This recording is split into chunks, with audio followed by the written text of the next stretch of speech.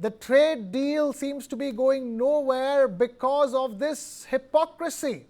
This cannot be a precondition to letting the trade deal through. I mean, to my mind, it looks as if this is the sole point of contention, barring other major issues of contention. In finalizing that India-US free trade agreement, it looks like the US administration wants to have that stranglehold on India and where it gets its oil from. And that's the reason why you have India's External Affairs Minister Dr. S Jaishankar making it very clear that this is nothing but pure play hypocrisy.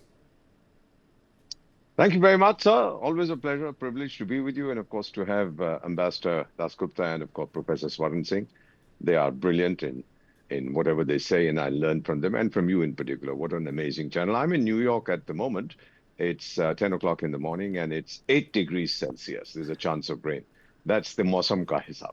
Now, when Dr. Jaishankar let Marco Rubio have it, you know, sir, what I wanted to say about myself? Mogambo khush hua.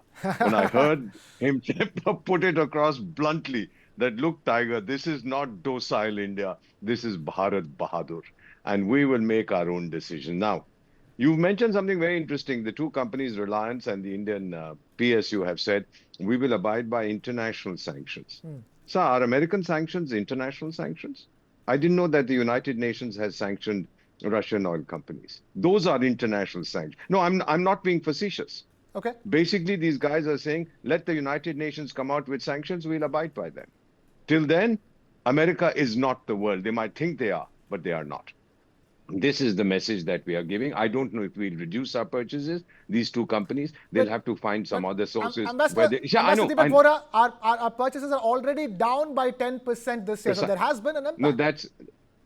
No, that is not because of the sanctions. That had happened before the sanctions. The latest sanctions, hitting Rosneft and Lukoil. That is because the discount that we were getting, so I'm told, I spoke to oil experts, that had decreased. Okay. And therefore, we decided to go elsewhere. Sir, there's one policy. I do hope Professor Swaran Singh and Dr. Dasgupta will agree. Over-dependence on any one person, whether it's the United States or the Soviet Union or China, is not a good thing. Maybe more than 10 or 20% of your reliance on any one country can be counterproductive, as we are seeing this. The Soviet Union is a major supplier of defense equipment and energy. Time is coming, sir. Take it from in 10 years from now. Our military chaps say, no, their equipment is fantastic. 60% is from there or 70%.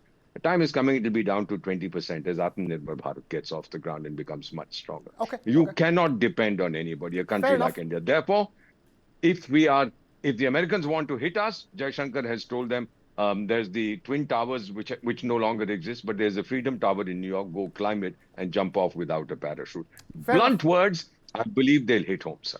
Blunt words, hoping that they will hit home is where you are. Ambassador Jayant Dasgupta, one is the fact that, is the equation between India and the US and how India wants to define that equation at this stage. It has the muscle to define that equation. The other is India questioning, why are you not doing the same with Europe and China, when clearly they buy more oil from Russia than India? That is indeed what Minister Jaishankar has focused on. And it is not for the first time that he has mentioned this duplicitous behavior or, this double standards, so to say, which the West is maintaining. Because as we speak, 7 European Union countries, France, Netherlands, Belgium, Croatia, Hungary, Portugal, they are all buying oil from the Russians. And gas, which is a substitute for oil, everybody knows that, that is not going to stop coming into the European Union till January 2027. So another 14 months it is going to flow. And there are no sanctions. The Europeans themselves have, extended this date 2027 Jan. And there are voices within the European Union. Viktor Orban, for instance, Hungary, he's been saying that, this is all not on. And he would try his level best to get them rolled back. So this is the situation as of now. Okay. As far as the Indian companies are concerned, they are more bothered about the secondary sanctions, because the sanction against Lukoil and Rosneft is against American entities and American citizens from having any dealings with them.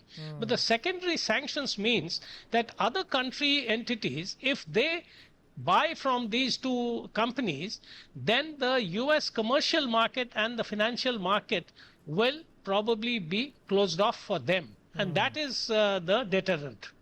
Okay. Professor Swaran Singh, so whatever is happening in India, be it Reliance or Indian Oil, and the fact that the overall Russian oil purchasing is down by 10%, it's basically Indian companies realigning based on their own needs and requirements and their own bottom lines, not at all a reaction to the kind of pressure that the US is putting on India to stop buying Russian oil. I'm sitting with two very senior diplomats, and therefore I think let's first of all understand that double speak or hypocrisy or bringing pressure to bear is part of international relations and diplomacy. Only difference that we are dealing with right now is the kind of, let's say, unfiltered or sometimes undiplomatic kind of commentaries that come from President Trump. By comparison, even Secretary of State Marco Rubio is often much more restrained, and he underlines repeatedly the significance of India. So likewise, India has also pursued its own national interest all the time. So President Putin, when he came to power about 25 years ago, wanted to shift Russia from nuclear weapon power to an energy superpower. Now, all the way until 2022 September or August, India was not buying any oil from Russia. And suddenly we chose, it suited us, that we will buy enormous amount of oil from Russia.